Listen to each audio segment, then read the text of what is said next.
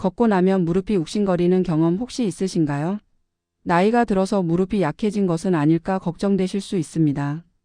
하지만 운동을 포기하기 전에 딱 한 가지 작은 습관만 바꿔보세요. 무릎 통증 없이 편안하게 걷는 발 착지 방법을 지금부터 알려드리겠습니다. 무릎 통증은 건강을 위한 좋은 습관마저 힘들게 만듭니다. 걷기를 시작했다가 통증 때문에 포기하게 되는 경험 많으실 텐데요.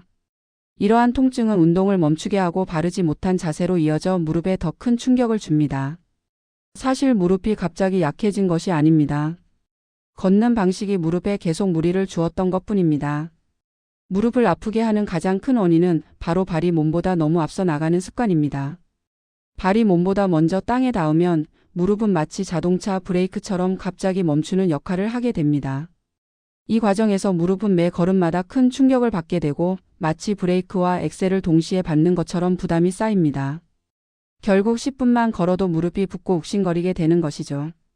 여러분의 걷는 방식이 무릎에 무리를 주는지 간단히 확인해 볼 수 있습니다. 다음 4가지 질문 중 2개 이상 해당된다면 지금 걷는 법을 바꿔볼 필요가 있습니다. 첫째, 쿵쿵하고 발소리가 크게 들리나요? 둘째, 발이 땅에 닿을 때 무릎보다 한참 앞에 있나요? 셋째, 무릎이 뻣뻣하게 펴진 상태로 발이 닿나요? 마지막으로 엉덩이 근육은 쓰지 않고 종아리만 아픈가요? 오늘 기억하실 가장 중요한 한 가지는 바로 이것입니다. 걷기는 발을 앞으로 던지는 것이 아니라 아래로 놓는다는 생각입니다. 많은 분들이 걷기를 발을 멀리 내던지는 동작으로 착각합니다. 하지만 올바른 걷기는 몸이 앞으로 나아가고 발은 그 몸을 바로 아래에서 부드럽게 받쳐주는 동작입니다. 발을 멀리 뻗지 마시고 몸 바로 아래에 조용히 내려놓는다고 생각해 보세요. 그럼 왜 발을 몸 아래에 착지하는 것이 무릎에 좋을까요? 이렇게 걸으면 땅에 닿는 충격이 엉덩이와 허벅지 같은 큰 근육으로 넓게 퍼지게 됩니다. 원래 무릎 혼자서 감당해야 했던 부담을 엉덩이 근육이 대신 나눠서 처리해 주는 것이죠. 마치 무거운 짐을 여러 명이 함께 드는 것과 같습니다. 그 결과 무릎에 가해지는 압력이 훨씬 줄어들어 통증을 예방할 수 있습니다. 많은 분들이 뒤꿈치로 걷는 것이 무릎에 나쁘다고 오해하시곤 합니다. 하지만 발의 어느 부분이 먼저 땅에 닿느냐보다 발이 내 몸의 어느 위치에 닿느냐가 훨씬 더 중요합니다. 즉, 뒤꿈치가 먼저 닿아도 괜찮습니다. 중요한 것은 발이 땅에 닿는 위치가 우리 몸의 중심, 즉 골반 바로 아래여야 한다는 점입니다.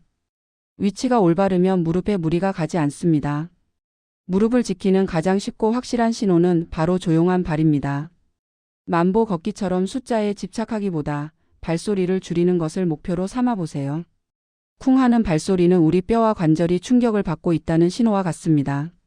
마치 고양이가 걷는 것처럼 발을 바닥에 조용하고 사뿐하게 내려놓는다고 생각하며 걸어보세요. 그러면 무릎에 가해지는 부담이 훨씬 줄어들 것입니다. 지금부터 무릎에 좋은 걷기 습관을 위한 간단한 3분 루틴을 알려드리겠습니다. 먼저 1단계는 벽 잡고 감각 익히기입니다. 벽이나 의자를 잡고 한 발을 아주 조금만 내디디며 발을 앞으로 던지는 것이 아니라 아래로 툭 놓는 느낌을 연습합니다. 이어서 2단계는 제자리 걷기입니다. 제자리에서 발을 살짝 떼어 다시 몸 아래에 놓는 동작을 반복합니다.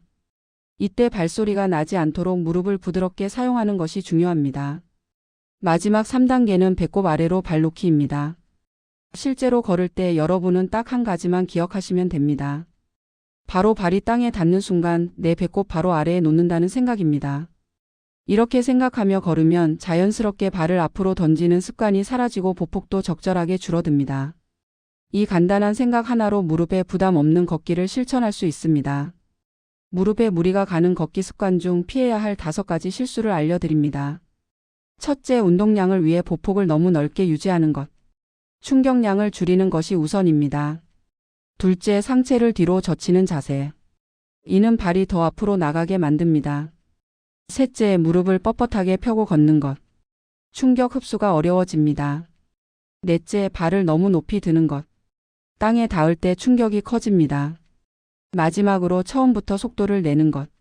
속도보다 일정한 리듬이 중요합니다. 오르막 내리막길을 걷거나 빨리 걷고 싶을 때도 요령이 있습니다.